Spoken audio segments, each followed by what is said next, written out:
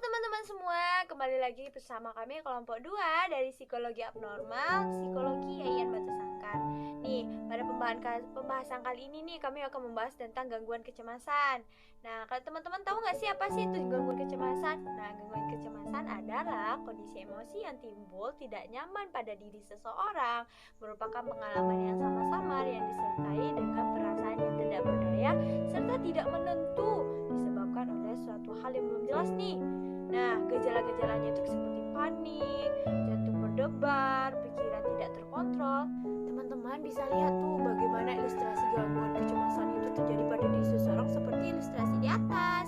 Nih, dia merasa panik, jantungnya berdebar, pikirannya nggak karuan, ya kan? Nah, teman-teman, itulah gambaran umum dari gangguan kecemasan. Dan untuk kayak aspek kecemasannya gimana, tipe-tipenya gimana akan dilanjutkan oleh teman saya selanjutnya, rekan kelompok saya.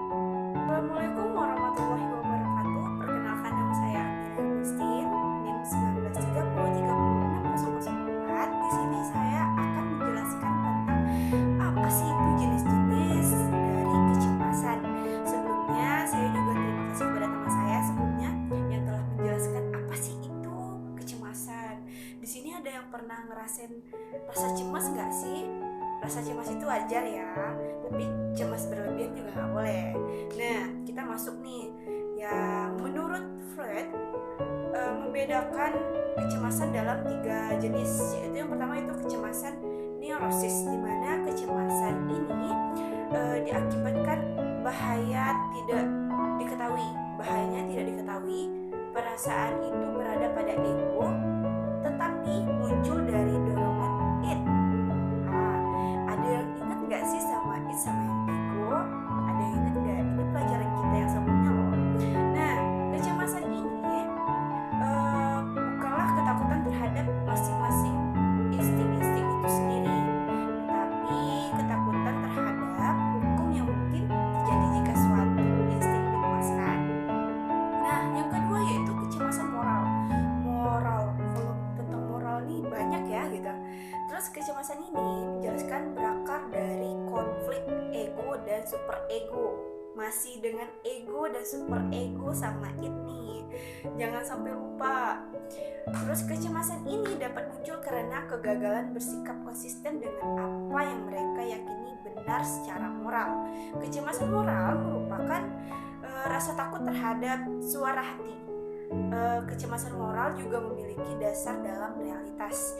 Kayak di masa lampau, sang pribadi pernah mendapat hukuman karena melanggar moral. Kalau di sini seperti apa ya contohnya? Kayak dia pernah melakukan sesuatu hal yang membuat dirinya itu kayak cemas karena moral itu seperti adat gitu, kayak adat istiadat atau sesuatu hal gitu. Itu kan menyangkut moral, menyangkut kita sendiri, menyangkut semua gitu. Jadi dia takut akan hal kayak gitu karena dia di masa lampau dia pernah terjadi gitu kan. Terus selanjutnya yaitu kecemasan real ya, nyata. Kecemasan realistik merupakan perasaan yang tidak menyenangkan dan tidak spesifik yang mencakup kemungkinan bahaya itu sendiri. Kecemasan realistik merupakan rasa takut akan adanya bahaya-bahaya yang berasal dari luar. Kayak realistik merupakan rasa takut akan adanya bahaya-bahaya yang berasal dari luar. Kayak sesuatu hal yang kemungkinan dia membuat dirinya itu kayak takut kayak gini, takut soalnya takutnya kayak kita jalan keluar terus kita apa-apa gitu, kayak sebelum menjalannya kayak ada sesuatu hal yang datang gitu, kalau gini gimana ya, tuh. Nah, untuk selanjutnya, materi selanjutnya akan dibahas sama teman saya, dan saya cukupkan sampai sini. Sekian dan terima kasih.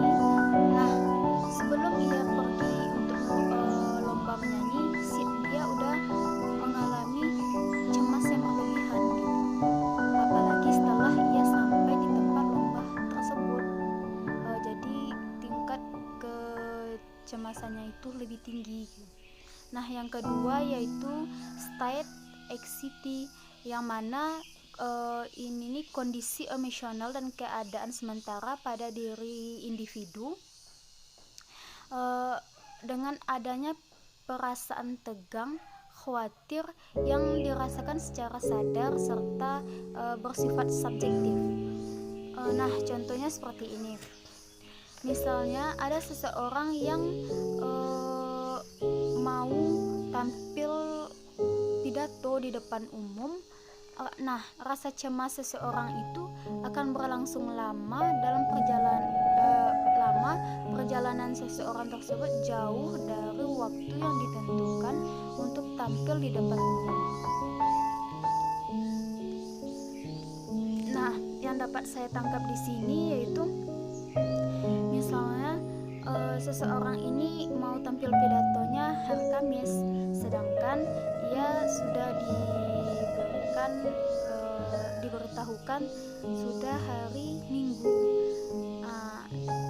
Padahal ia udah tahu dari hari Minggu kan dia akan tampil hari Kamis, tapi seseorang ini tetap makanya merasakan cemas yang berlangsung lama karena dari Minggu ke Kamis itu lama gitu.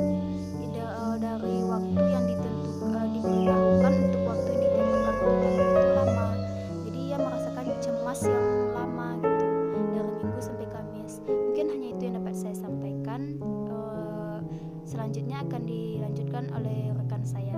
Terima kasih.